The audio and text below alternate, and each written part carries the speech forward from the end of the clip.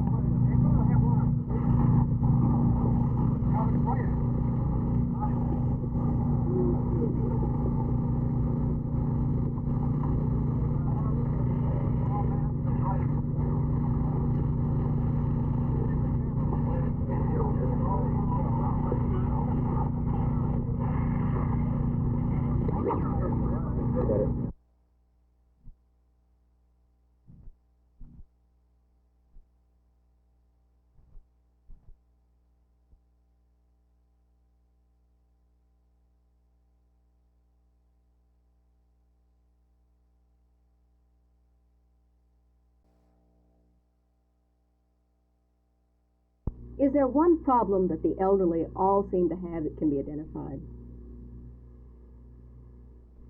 I think identity. I think in our society, for some reason, we have a, quote, retirement syndrome, quote, where at some stage we want to call people retired and maybe not accept their opinions and contributions in a way that we should. I think that elderly people want to be a part of the community and have a great deal to offer. What about the seeming blossoming number of homes for the elderly? Is this what's going to happen? Are we evolving towards a society in which all the elderly people are shuffled off into homes, not the invalid, but just the elderly? Well, I think there's a tendency for us to look at this type of housing as the answer, when I'm sure there's a need for better housing for many people. But in so many of the older neighborhoods that are really well located and attractive, the elderly people would prefer to keep their homes and to live there as long as possible, to maintain their belongings in an individual setting. And I think if our most important job with these people is to help them understand that there are services available to help them stay in their home rather than to move to a mass living situation.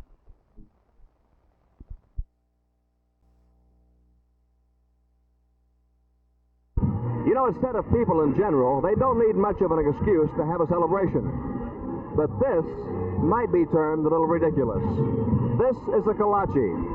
It's a form of Czechoslovakian pastry. And the people of Czechoslovakian descent, who call themselves Bohemians, have started an annual festival celebrating this rather bland, hard roll, filled with prunes of all things.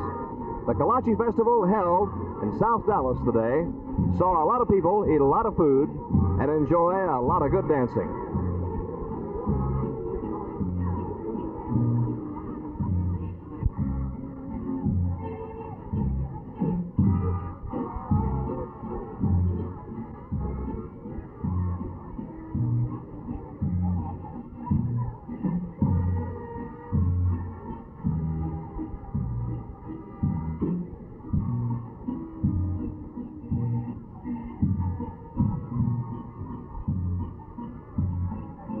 In the future, all of the Kolache festivals, like this one, will be open to the public. You're invited to attend when you hear about them, put on by the Bohemians, those residents of the Dallas area of Czechoslovakian descent, who every year in the future will celebrate this roll, the Kolache. This is Gene Thomas, Channel 8 News on the Move, at the Western Bohemian Kolache Festival.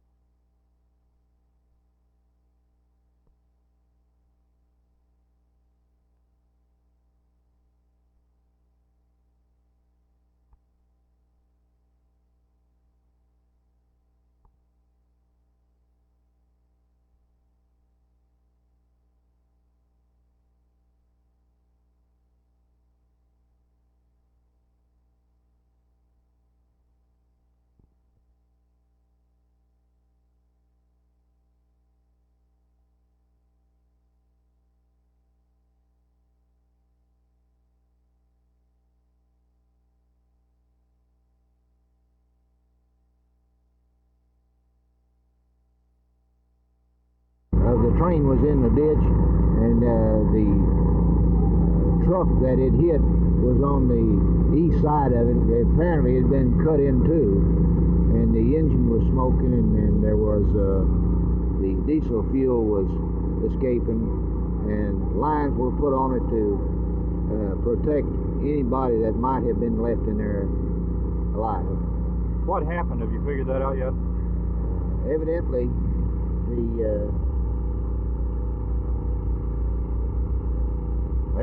they just hit right here at the crossing, and the train pushed the truck to the east, and then the engine of the train come uncoupled, and they both slid down in the ditch.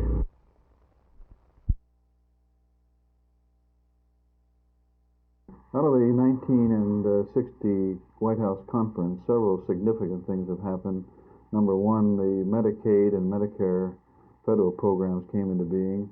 The establishment of state agencies and federal agencies also came about as far as the conference itself.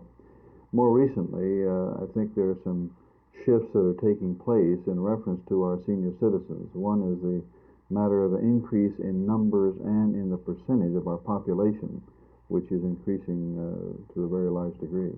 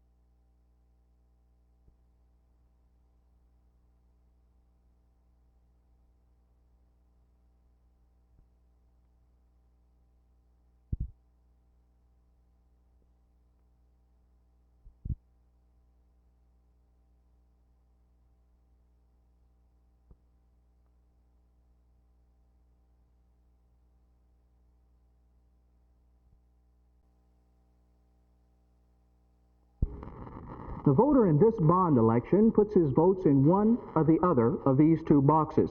One box is for the voter who is a property owner. The other is for the voter who is not. The reason is that the Supreme Court is now in the process of testing the constitutionality of bond elections with only property owners voting. This election is for $18 million worth of bonds. These bonds, if passed by the voters, will finance 3 years of school construction here in Richardson. This is the first bond election in Richardson in 3 years. School officials say if the election is successful, taxes will go up 12 cents per $100 evaluation. The bonds will finance the first phase of 1 junior high school and additions to 2 others, 4 elementary schools, and additions to 15 other school buildings here in Richardson. For Channel 8 News on the Move, this is Jess Brown in Richardson.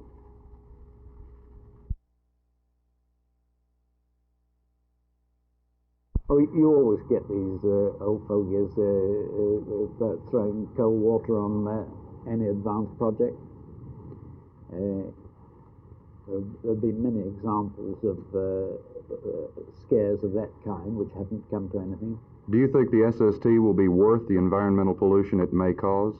I don't know that it is going to cause any important environmental pollution. Why should it do so any more than the subsonic jet? Well, the problem I think that the opponents are talking about is the hydrocarbons congealing the ozone or something in the upper atmosphere and causing that ozone layer to dissipate.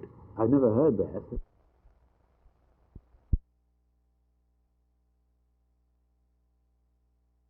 Well, there's quite a bit of chaos because of the fact that many people are finding that they may have 3 or 4 children. Normally those 3 or 4 children will be going to the same school, and now they find that they've got to take them to 2 or 3 or 4 separate schools. Transportation is a tremendous problem. Our schools opened yesterday. As far as the schools themselves, open without incident, totally and completely integrated.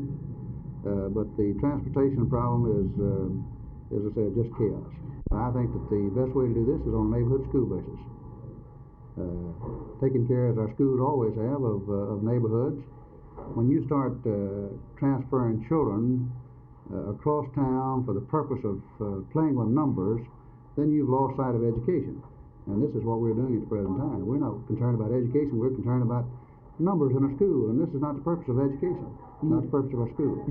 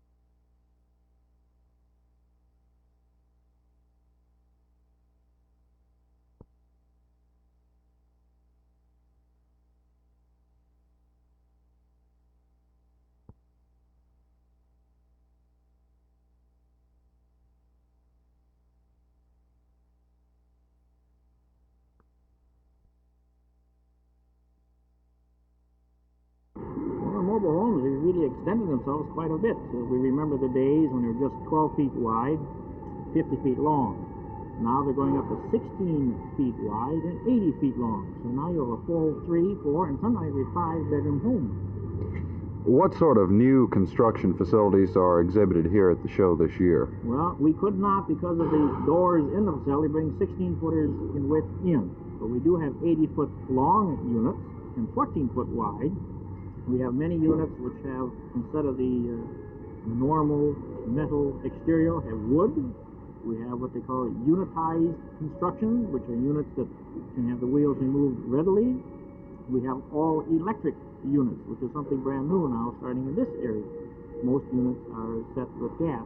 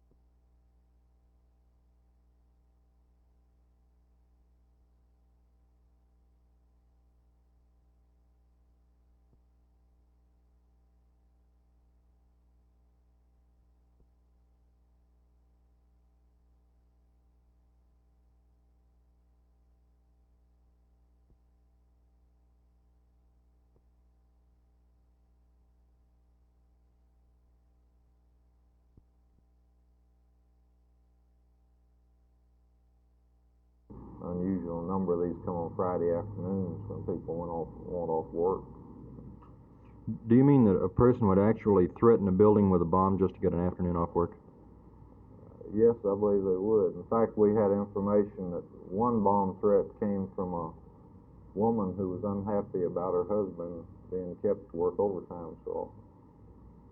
I understand that yesterday when we had 7 bomb threats, 3 of them or 4 of them came within just a few minutes of each other, 3 or 4 minutes. Would that seem to indicate someone playing pranks? It possibly could. Of course, we have to be concerned with the fact there could be something else in their mind that they might want to get the police off the streets for a robbery or some other crime in the downtown area. Because of this, we moved extra units into the downtown area in case this was what was in mind. This brings up another problem. When someone threatens a building with a bomb, that shortens the police force in that particular area. Is there a way to combat against this? It makes you kind of vulnerable, doesn't it? It does. The only way to combat it is move police in from other areas of the city, which we had to do yesterday. If we hadn't moved police from other parts of the city in, the downtown area would have been practically completely without uniformed officers.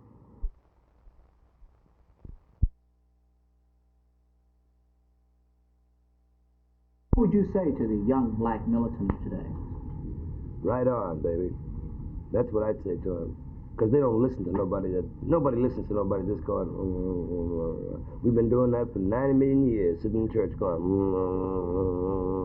and oh, hallelujah, and ain't nothing happened. I say if you don't do something, then do it. Then at least, that's like the old joke. The guy takes the sledgehammer, hits the mule in the top of the head with it, bam. He said, now that's just to get your attention.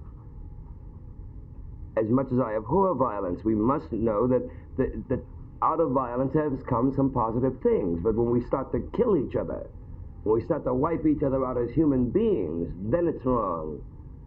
But I can understand the frustration. I don't agree with that, but I can understand the frustration that the cat says, I'm living in a hellhole in essence, and I'm going to burn it to the ground.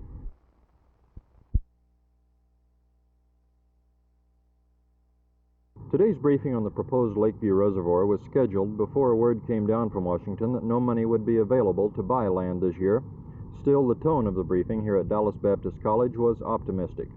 Corps of Engineers Colonel Ralph Christofferson admitted that reservoir costs had zoomed from $36 to $73 million, but he said the reservoir was the highest priority item in the Fort Worth district, and he said the first problem, moving one of the highways through the area, would get underway as soon as the money came down from Washington.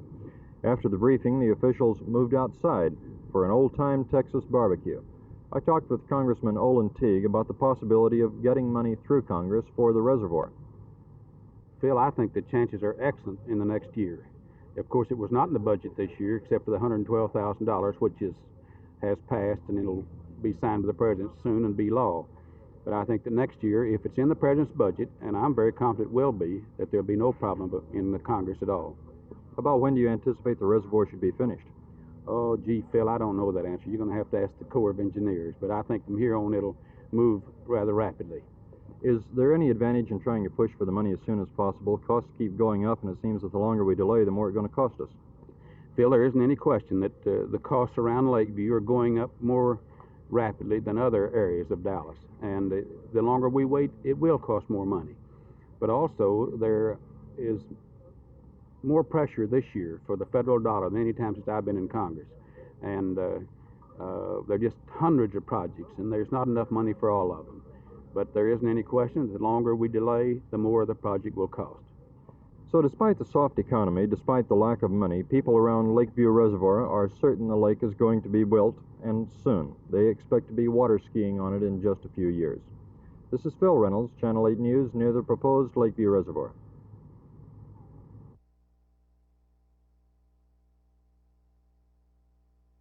I don't know that I would say they have not had the accountability.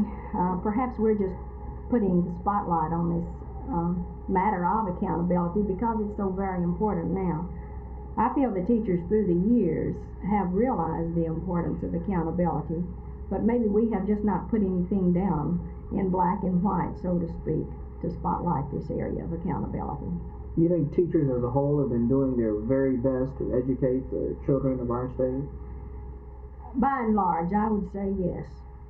I think we are very fortunate in Texas to have many professional teachers and teachers who are dedicated. I think if you will look at the salary schedules through the past years, this will be one indication that we have many teachers have remained in the profession in spite of low salary schedules.